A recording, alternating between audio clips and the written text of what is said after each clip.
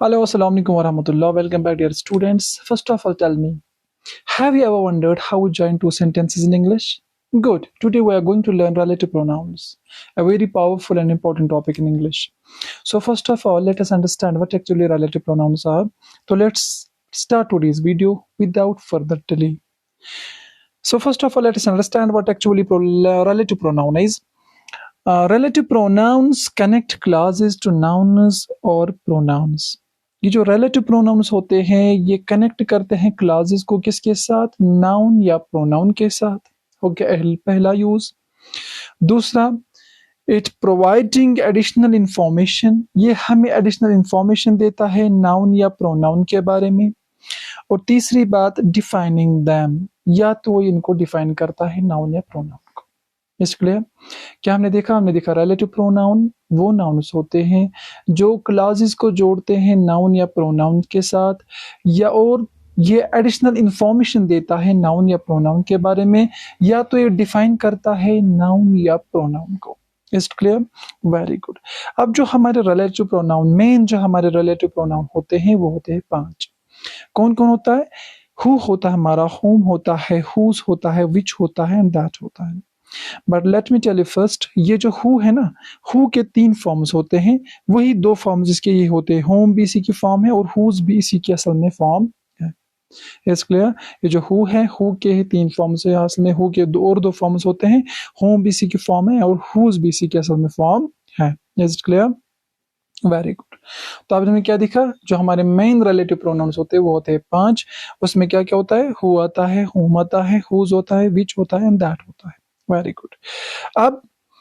अब हमें बेसिक चीज ये याद रखना है, जैसे हमने पहले ही कहा कि जो रिलेटिव प्रोनाउन ये ज्वाइन करता है. क्या करता है? ज्वाइन करता है 2 सेंटेंसेस को, 2 सेंटेंसेस को जोड़ने में मदद देता है. कैसे देता है? अच्छा देखते हैं.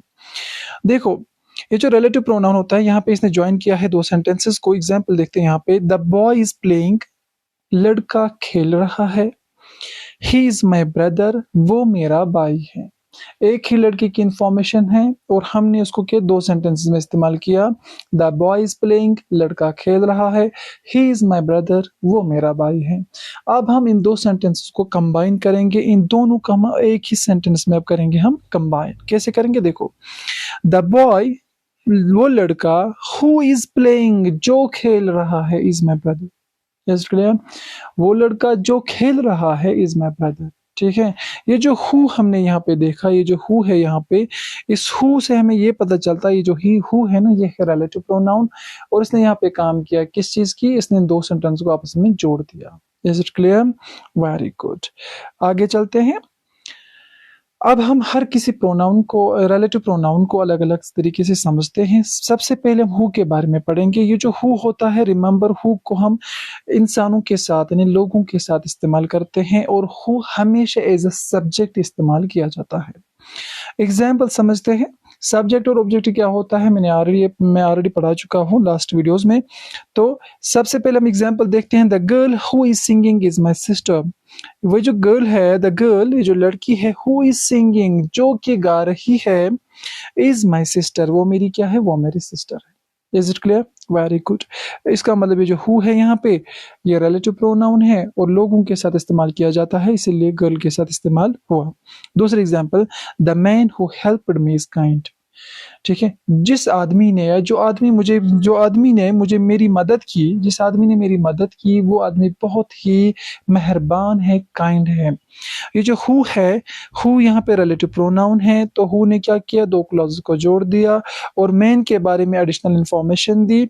तो इसलिए हु जो है इंसानों के साथ इस्तेमाल किया जाता है, इसलिए मैन के साथ इस्तेमाल हुआ. आगे बढ़ते हैं. अब रहा हमारा दूसरा, वो है होम. होम किसके साथ लगता है? देखो, होम को पहले सबसे बड़ी बात यह है कि इसको भी लोगों के साथ इस्तेमाल किया जाता है, लेकिन याद रखने की बात यह है, इसको यूज किया जाता है एज एन ऑब्जेक्ट. उसको एज एन ऑब्जेक्ट इस्तेमाल किया जाता है. एग्जाम्पल देखते हैं. The boy whom I met was friendly. ठीक है. The boy whom I met was friendly, मतलब वो लड़का जिससे मैं मिला दोस्ताना था. ये जो होम है ये बॉय के लिए इस्तेमाल हुआ. Is it clear? इसी तरह से, the teacher home you called is here. वो उस्ताद जिसे तुमने बुलाया यहाँ है. Is clear? तो द टीचर होम यू, जिसको यानी जिससे तुमने यहाँ बुलाया, वो यहाँ पे है। ये जो होम है ये रिलेटिव प्रोनाउन है। याद ये रखना है। अब यहाँ पे इंपॉर्टेंट एक नोट है। इंपॉर्टेंट पॉइंट ये है कि मॉडर्न इंग्लिश में अगर देखा जाएगा, ये जो होम है इसके बजाय ज्यादातर हु का इस्तेमाल होता है, यानी कि होम को रिप्लेस किया जाता है हु से। समझ में आया? गुड। अब रहा हुज। हुज जो है ये हमें पोजेशन यानी कि मिल्कियत दिखाता है, ओनरशिप दिखाता है। कैसे? देखो, the girl whose book is lost is crying. ठीक है, वो लड़की जिसकी किताब खो गुम गई है वो रो रही है। देखो, द गर्ल हुज, जिसकी, द गर्ल हुज बुक, जिसकी किताब गुम गई वो रो रही है। तो यहाँ पे ओनरशिप दिखाता है क्योंकि किताब का मालिक कौन था? वो गर्ल थी, वो लड़की थी। इसी तरह से दूसरा example, the man whose car is red is my uncle. वो आदमी जिसकी गाड़ी लाल है, जिसकी गाड़ी सुर्ख है, रेड है, इज माई अंकल, वो मेरा चाचा है, वो मेरा अंकल है। हुज कार, जिसकी कार, मतलब कि उस कार का मालिक मेरा अंकल है। तो हुज हमें ओनरशिप दिखाता है, मिल्कियत दिखाता है, पोजेशन दिखाता है। ठीक है, चलो आगे चलते हैं। अब रहा मसला विच का। ये जो विच है इसको यूज किया जाता है चीजों के साथ और जानवरों के साथ। इस विच इसको यूज किया जाता है किनके साथ? थिंग्स और एनिमल्स के साथ। एग्जाम्पल देखते हैं, the book which I bought is interesting. वो किताब जो मैंने खरीदी वो बहुत दिलचस्प थी। इसके कहने का मतलब है ये जो बुक है, बुक के साथ लगा विच। वो किताब जो मैंने खरीदी, बुक एक चीज है तो चीज के साथ लगता है हमारा विच। Is it clear? ठीक इसी तरह से हमें ये भी समझना है। दूसरी example, the dog which is barking is mine. जो कुत्ता भौंक रहा है वो मेरा है। ठीक है, वो जो कुत्ता भौंक रहा है वो मेरा है। तो इसका मतलब जो डॉग है ये एक जानवर है, एनिमल है, इसके साथ भी हमने विच का इस्तेमाल किया है। अब रहा मसला हमारा नेक्स्ट जो है वो है दैट। दैट को क्या किया है? दैट को इस्तेमाल किया जाता है दोनों के साथ। इसको लोगों के साथ भी इस्तेमाल किया जाता है, चीजों के साथ भी इस्तेमाल किया जाता है। एग्जाम्पल समझते हैं, the boy that is playing is my friend. ठीक है, वो लड़का जो खेल रहा है, that is playing. The boy that is playing, वो लड़का जो खेल रहा है, इज माई फ्रेंड, वो मेरा दोस्त है। इसी तरह से दूसरी example, the car that I bought is new. वो जो गाड़ी है जो मैंने खरीदी वो नई है। Is clear?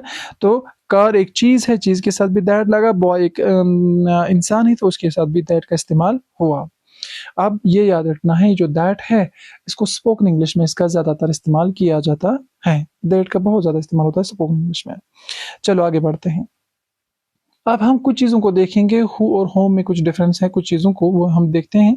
देखो, हु कॉल्ड यू, आपको किसने कॉल की? होम डिड यू कॉल, आपने किसको कॉल की? हु कॉल्ड यू, आपको किसने कॉल की? होम डिड यू कॉल, आपने किसको कॉल की? तो यहाँ पे हमें याद रखना है कि ये जो हु है, हु को हम रिप्लेस करते हैं ही से और होम को हम रिप्लेस करते हैं हिम से। It's clear? और ये भी हमने अभी जाना, ये जो हु होता है उसको एज ए सब्जेक्ट इस्तेमाल किया जाता है और जो होम होता है इसको एज एन ऑब्जेक्ट इस्तेमाल किया जाता है। आगे बढ़ते हैं। अब रहा हमारा ज्वाइनिंग। जैसे हमने पहले कहा कि जो रिलेटिव प्रोनाउंस होते हैं दे ज्वाइन सेंटेंसेस, ये ज्वाइन करते हैं सेंटेंस को। देखते कैसे, हमने पहले पे एक एग्जांपल देखी। देखो, आई सॉ ए मैन, मैंने एक आदमी को देखा। ही वॉज क्राइंग, वो रो रहा था। इसको कंबाइन करेंगे, एक ही सेंटेंस बनाएंगे। आई सॉ ए मैन, मैंने एक आदमी को देखा, हु वॉज क्राइंग, जो रो रहा था। तो कहने का मतलब है कि दो सेंटेंसेस है, उनकी मीनिंग जो है सेम वही मीनिंग यहाँ पे भी है, लेकिन हमने क्या किया, इस रिलेटिव प्रोनाउन हु से हमने इन दो सेंटेंस को ज्वाइन किया, दो सेंटेंस को आपस में एक ही बनाया, मिलाया। अब क्या होता है, कभी कभार हम ये भी करते हैं, रिलेटिव प्रोनाउन को कभी कभार हम ओमिट करते हैं, कि हटाते हैं, इसका इस्तेमाल नहीं करते। तो क्या होता है, कभी कभार जब हम रिलेटिव प्रोनाउन को रिमूव करते हैं, हटाते हैं, तो तब भी हमारा जो सेंटेंस होता है इसकी मीनिंग सेम रहती है, कोई भी इसमें चेंज नहीं आती। देखो कब, यहाँ पे हम देखते हैं, the book that I bought is good. The book that I bought is good. हम ऐसे भी कह सकते हैं the book I bought is good. अगर हम इस दैट को हटाएंगे भी तो इससे हमारे सेंटेंस में कोई भी फर्क नहीं पड़ेगा। ठीक इसी तरह से दूसरी example, the person whom I met was nice. जिस इंसान के साथ मैं मिला वो बहुत ही नाइस था, अच्छा था। तो इस होम को हटाते हैं, the person I met was nice. ठीक है, the person I met was nice. Person वो इंसान जिसके साथ में मिला वो नाइस था, बहुत अच्छा था। अब कुछ इंपॉर्टेंट रूल्स है जो हम जिनको हमें याद ध्यान देना है, हमने पढ़ा है लेकिन याद रखने की जरूरत है। हमने क्या देखा? हमने ये देखा है कि जो हु होता है, हु लोगों के साथ इस्तेमाल किया जाता है, विच चीजों के साथ इस्तेमाल किया जाता है, दैट दोनों यानी कि चीजों और इंसान यानी कि लोगों के साथ इस्तेमाल किया जाता है।